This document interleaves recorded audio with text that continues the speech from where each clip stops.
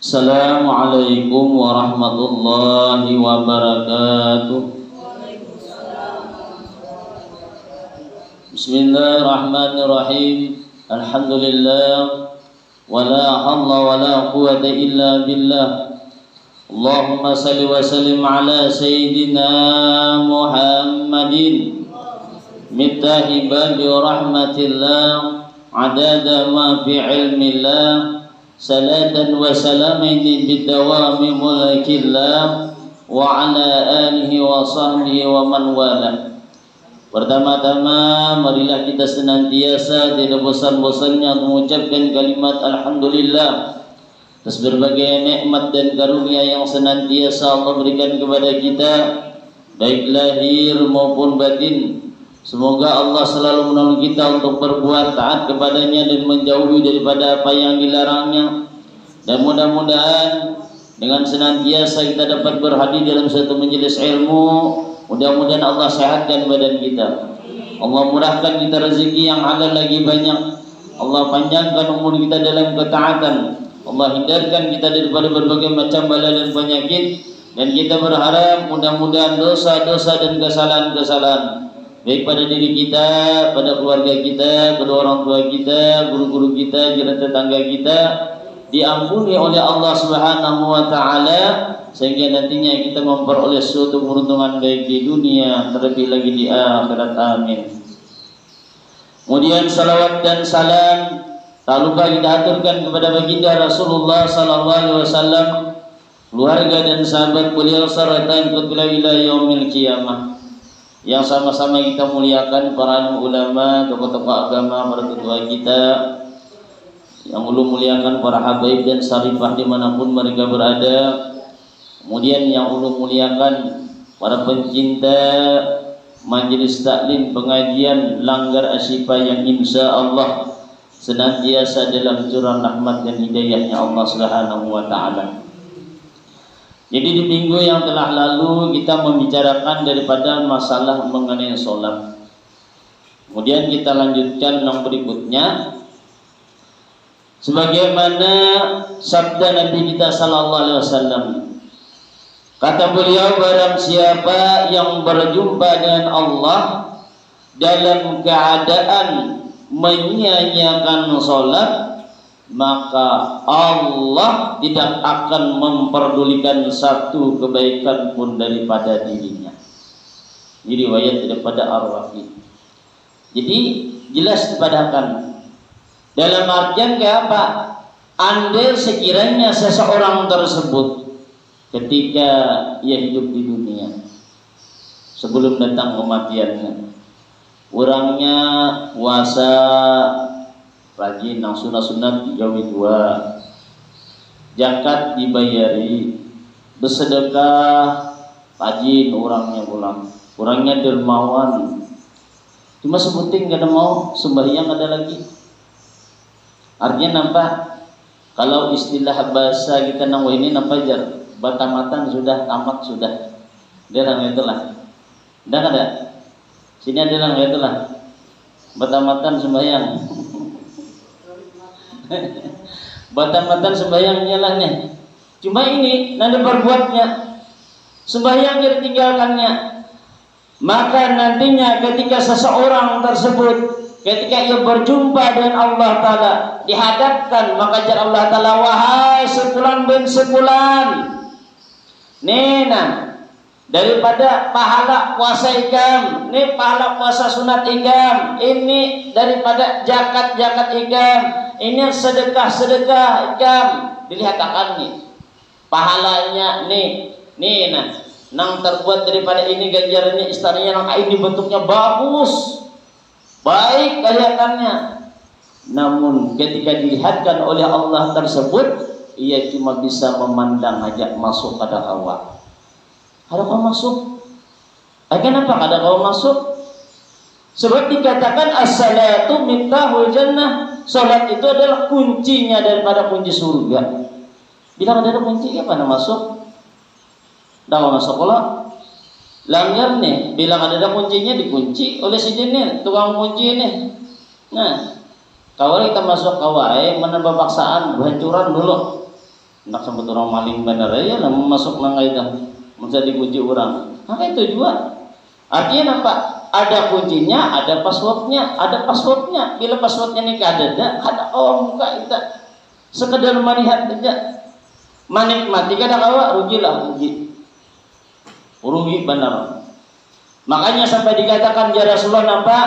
Mengatakan hal demikian as-salatu imaduddin. Sembahyang itu adalah tiangnya agama, tihangnya. Bila ada bertihang, maka akan mudah roboh seberataannya. Ini umpamanya nih, ada sagana gini halus, badinding, batap, cuma bertihang. Ya kira mau tiap angin tahan tidak? Roboh. Tapi bila mana bangunan itu tadi, walau ada badinding, walau ada batap, roboh kada roboh. Olehnya ada tihangnya. Jujur kada? Jujur kada bawa? Amunnya ada tihangnya pulang, ada atapnya, kada pulang dindingnya roboh lah, kada roboh, tahan mesinnya. Oleh kenapa? Tuh jadi pondasinya tadi. Itu dua. Ketika kita melaksanakan suatu amal kebaikan, bila mana amal kebaikan tersebut kada diberingi dengan ketaatan kepada Allah, maka apa yang kita gawe itu kan nilainya sia-sia, kada ada artinya. Nah ditolak dulu. Nah itu yang pertama kali adalah masalah perkara sembahyang. Kenapa jadi katakan perkara sembahyang luar biasa? Sebab ya Allah Ta'ala sudah mengatakan, wa ma khalaqtul jinna wal insa illa liya'budun. Ujar Allah Ta'ala, tidak aku menciptakan jin manusia terkecuali liya'budun, menyembah dan aku. Bertunduk kita disuruh. Bila bertunduk ni bila kepala tak ke bawahnya, artinya bujur-bujur kita ni hamba. Ya Allah, bujur-bujur kita hamba ni. Sebab kenapa? Sebab ketika seseorang bertunduk ini kepala ini berarti hina bujur orang tu. Bujur kada? Bujur. Kenapa jadi demikian? Sebab kepala kita ni, bagi diri kita, anggota kita ni adalah termasuk adalah anggota yang sangat mulia. Ya kalau lah jangan ada bu. Yang dia kira-kira mau dipukul orang di kulit, pokoknya ada apa masih di tangan ada apa masih. Coba pian, amun tampelin orang di kepala. Ya kira berenai lah. Ada orang berenai. Mujur kada? Mujur kada? Coba aja ya lah. Oleh kenapa? Sebab kepala ini adalah kita muliakan benar. Maka daripada itu disuruh bertunduk supaya bujur-bujur kita dihina di mata Allah Ta'ala. Bujur-bujur. Dan kayak apa? Ya dengan menjalankan apa yang menjadi kewajiban bagi diri kita. Bila hendak segala apa yang kita berbuat itu nantinya diterima oleh Allah Ta'ala, jangan kita meninggalkan sembahyang itu tadi. Bahkan sabda Nabi Sallallahu Alaihi Wasallam, ujar beliau, barang siapa yang menjaga salatnya, maka dia akan menjadi nantinya cahaya. Jadi bila menjaga sembahyang ini menjadi cahaya penerang. Kalau kita coba pikiran kita, orangnya penyembayang aja, cuma orangnya kalau bukan dia membela aja masih ibaratnya nih. Nang kada baik digawinya juga aja, tapi orangnya sembahyang masih mendingan. Baik ya orang tuh kalau bukannya kada, yang penting sembahyang itu jangan ditinggalkan. Sebab bila mananya terus menggawi dengan sendirinya nanti akan mendapatkan daripada hidayahnya Allah Ta'ala. Lain halnya umpamanya orang tadi sembahyang ada digawi, cuma perbuatan maksiatnya dijalaninya terus tuh, maka bujur-bujur rusak jadinya. Makanya disuruh walaupun kayak apapun juga keadaan seseorang tadi, baik keadaannya jangan sampai ditinggalkan dengan masalah perkara sembahyang ini tadi. Sebabnya urusannya adalah nang menilai, nang memberi dengan diri kitanya adalah Allah Ta'ala. Nang menilai ada manusia, ada Allah menilainya. Sebab orang yang menjalankan demikian tadi, ya Rasulullah kita akan menjadi cahaya bagi dirinya. Kemudian apalagi menjadi bukti dan keselamatan nantinya pada hari kiamat. Memancar kita wajah-wajah orang yang sembahyang lagi. Bercahaya, bersinar, ada buktinya, bekasnya, menyelamatkan dengan diri orang tersebut nantinya. Ketika nanti di yaumil kiamah, ujar Rasulullah, bahkan kata beliau, sedangkan yang tidak daripada menjaga masalah sembahyangnya, maka dia tidak mempunyai daripada cahaya. kada mempunyai daripada bukti dan tidak mendapatkan suatu keselamatan pada hari kiamat nanti, yaitu di mana pada hari itu dia akan dikumpulkan nantinya bersama Fir'aun, dikumpulkan bersama Qarun, dikumpulkan bersama Haman, dan dikumpulkan nantinya dengan Ubay bin Khalaf. Riwayat daripada Ahmad Batabrani. Nah, dikumpulkan lawan 4 manusia ini tadi. Kumpulkan baik lawan Fir'aun, baik lawan Qarun, Haman, angkat kesudahnya, Ubay bin Khalaf. Fir'aun ini kan raja. Nah, mun Qarun ini berhasil mengumpulkan harta aja. Mun Haman ini kedudukan. Amun masalah daripada Ubay bin Khalafnya adalah masalah pencarian, artinya apa? Nang di dalam daripada bisnis usaha. Nih takumpul lagi nah.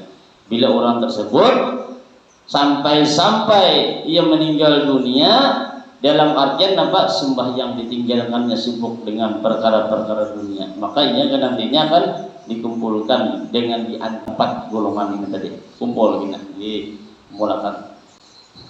Dalam sebuah asar disebutkan, sesungguhnya orang yang selalu daripada memelihara sholat fardu, niscaya akan dikaruniai oleh Allah Ta'ala nantinya dengan 5 karamat, dengan 5 kemuliaan. Jadi orang namanya sembahyang mendapatkan kemuliaan diberikan oleh Allah Ta'ala, di mana di dalam waktu hidupnya. Nah, 5 karamat itu tadi, yang pertama adalah diangkat daripadanya kesempitan hidup. Nah, angkat kita. Ibarat kita menjalani hidup ini gak ada rasa resah, gelisah atau nah, dada.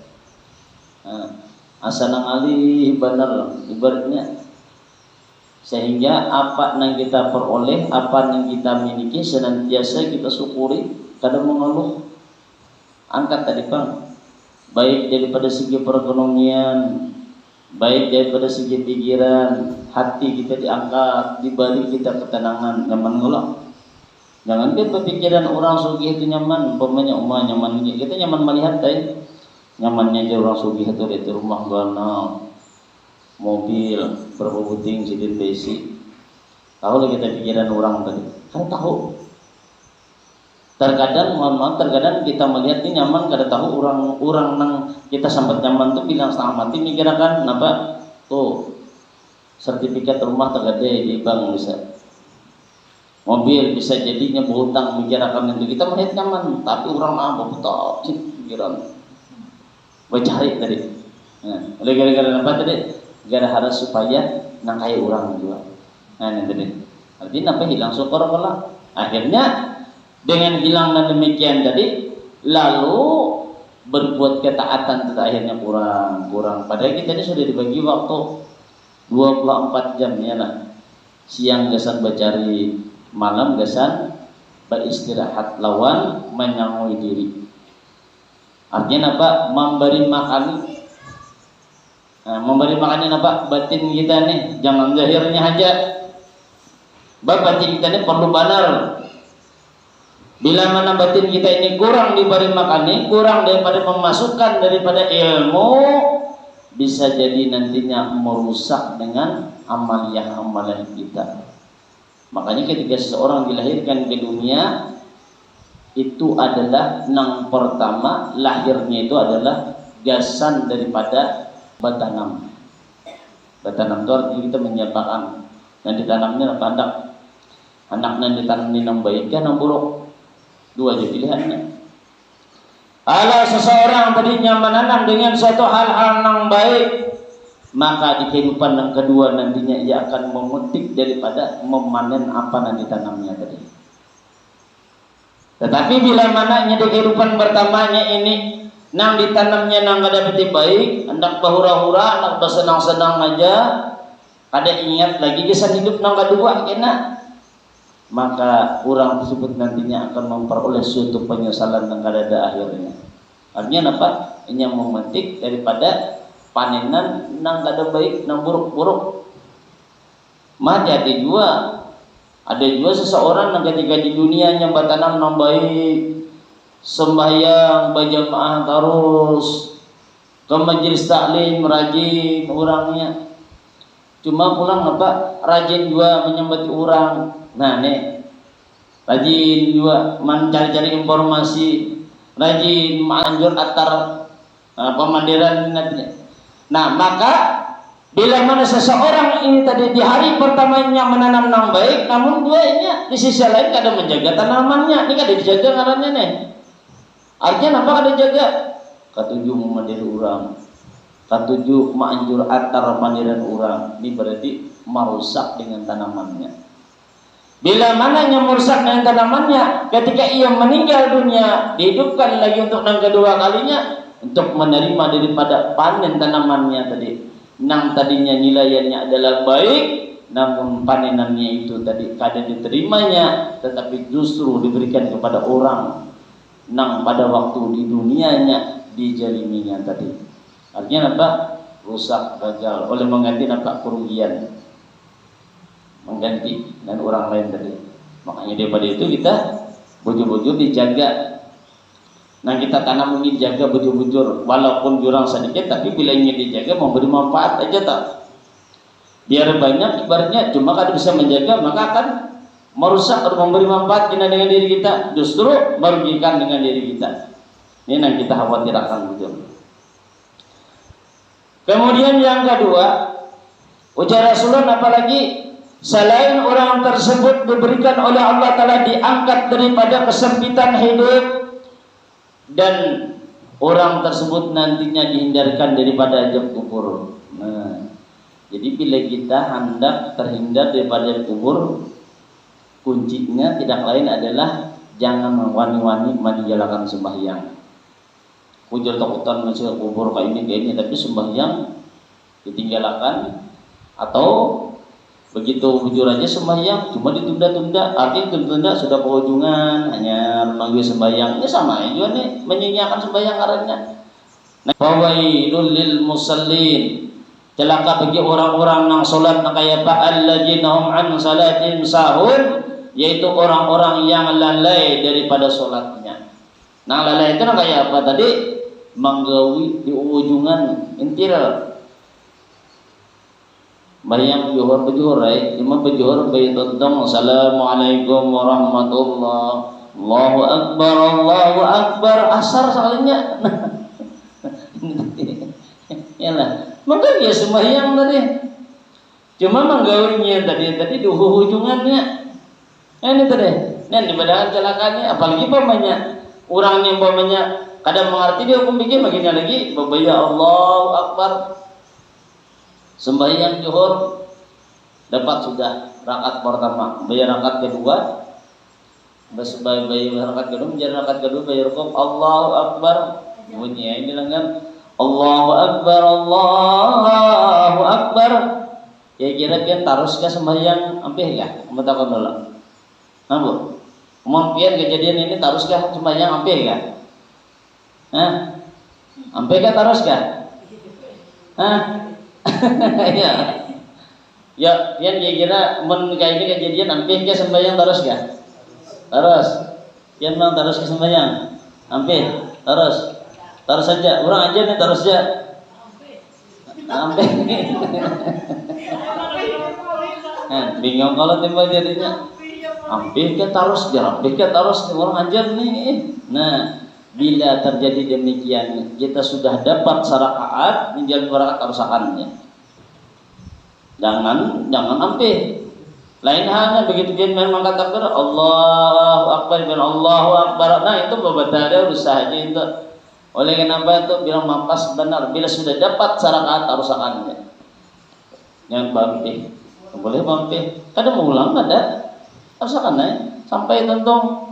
Nah, ini tadi nanti pada anak celaka tadi, nah ini tadi bingung, ya Allah, kerusakan kada, gara-gara yang tadi bang, oleh melalaikan, Pan. Tapi harus yakin. Ya, kada harus yakin, dasar kayak itu bang, kerusakan ya. Nah, kerusakan ya. sembahyang kalau orangnya kalau cuma sembahyang malalayakan ya nang itu tadi contoh orang malalayakan tuh ya nah itu tadi malalayakan sembahyang tuh ya itu tadi manggawi sembahyang dia cuma di ujung-ujung galah iyalah kita tuh sebujurnya hidup inilah jadi bermasalah tuh. Kenapa jadi bermasalah? Coba contoh aja. Kalau umpamanya kita nih lambat makan bermasalah ada? Masalah ada? Lambat guring bermasalah ada? Masalah ada?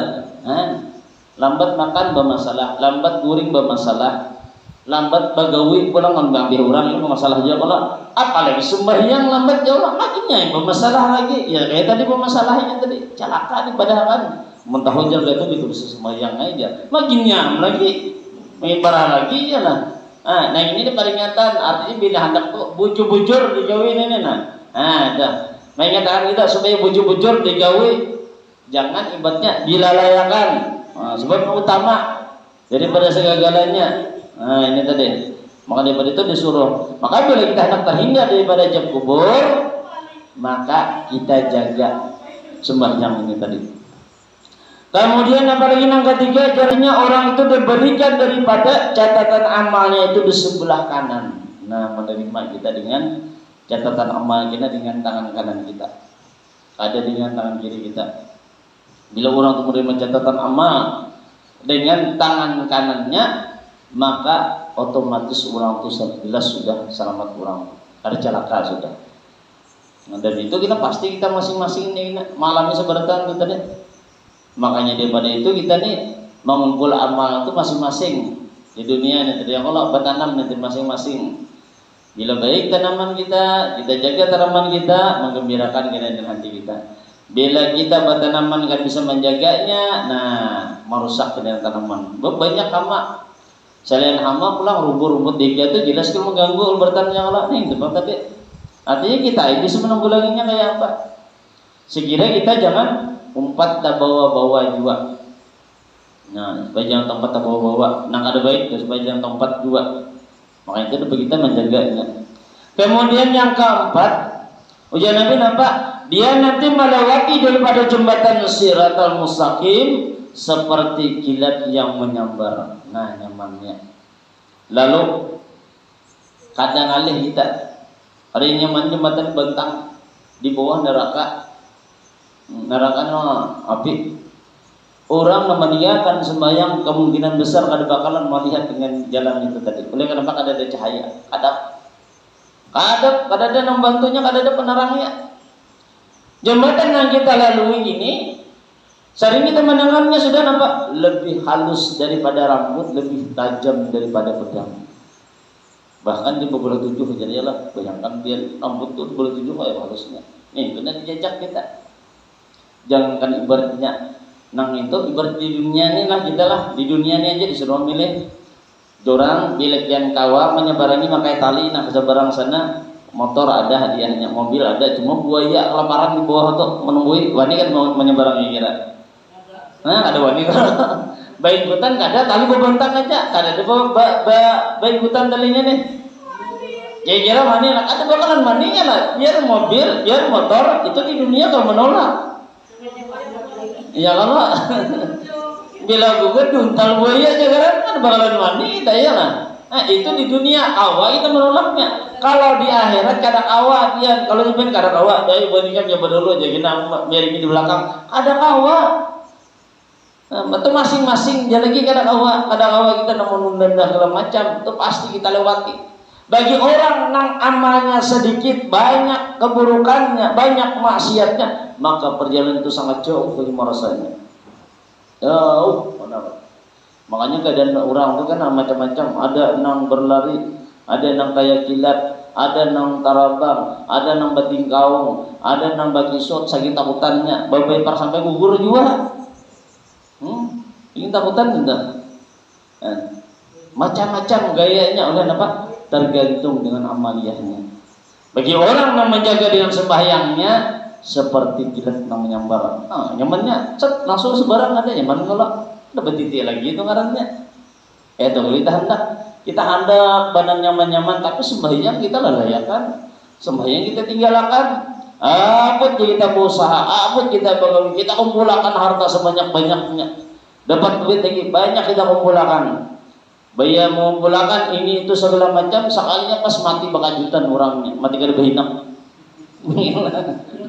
Nah, iya lah.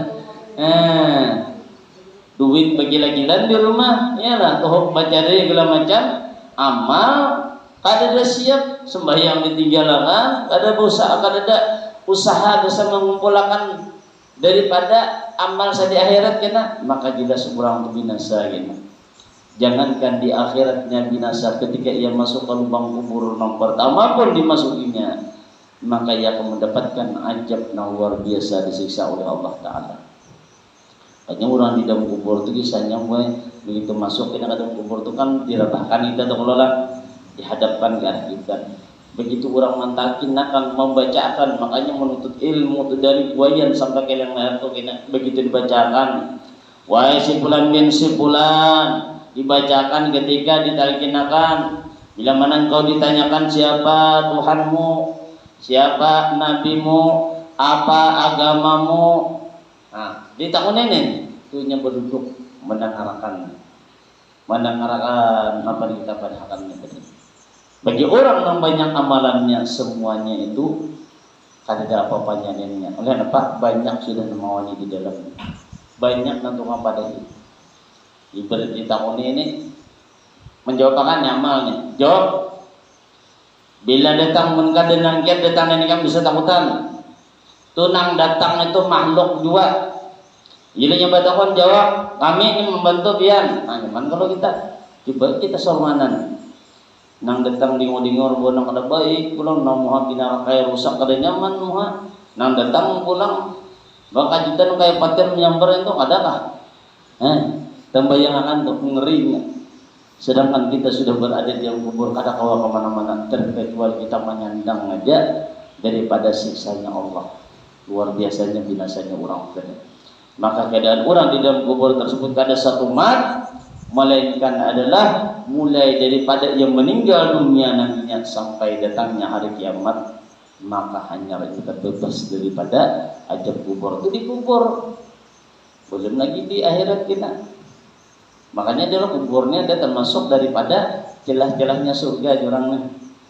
Bilanya kada baik, orangnya maksiat, perbuatannya waktu di dunia ini banyak berbuat daripada perkara-perkara yang merugikan dan orang lain, menjalimi dan orang lain, banyak maksiatnya, maka yang mendapati daripada jurang-jurang nerakanya Allah di antaranya yang beresinah ini sakit tuh bang sudah tak ini tadi.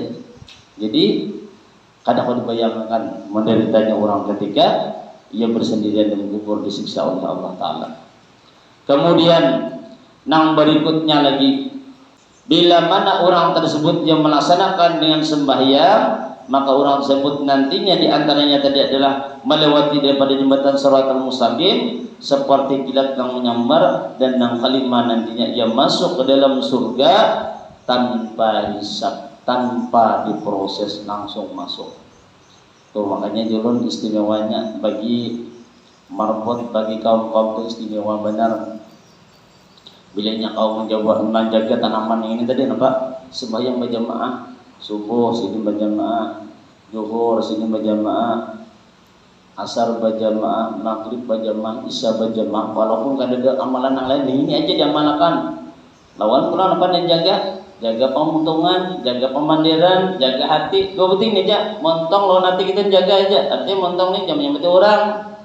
Hati ini jambi tidak ada bagian orang. Kalau akhirnya begitu melihat orang, oh, tahu juara maghrib punya nih. Oh kau itu tahu sendiri. Nah ini kan tidak boleh itu orang nih. Tidak boleh. Seakan-akan kayaknya kita ini pembaiknya pada orang. Ada usah ngurusi orang lain.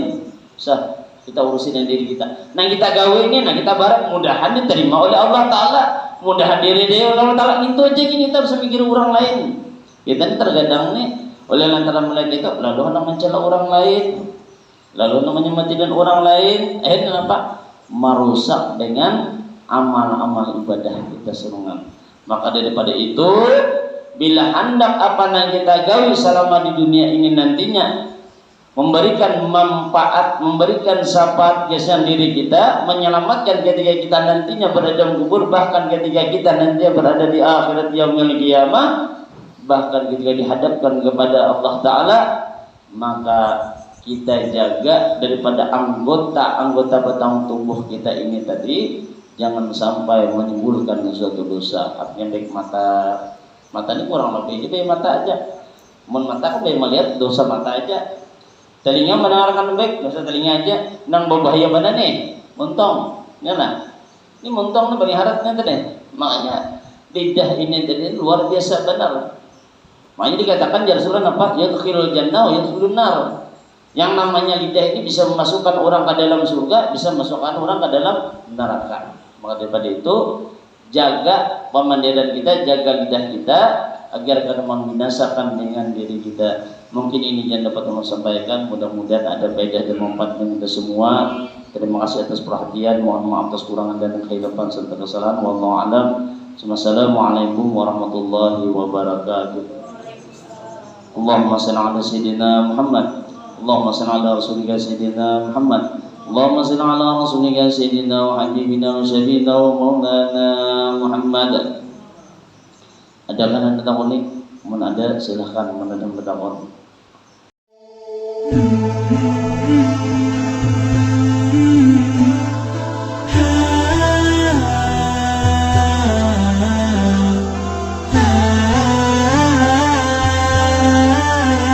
Terima kasih telah menonton. Semoga bermanfaat. Jangan lupa subscribe, like, komen, dan share. Barakaullah.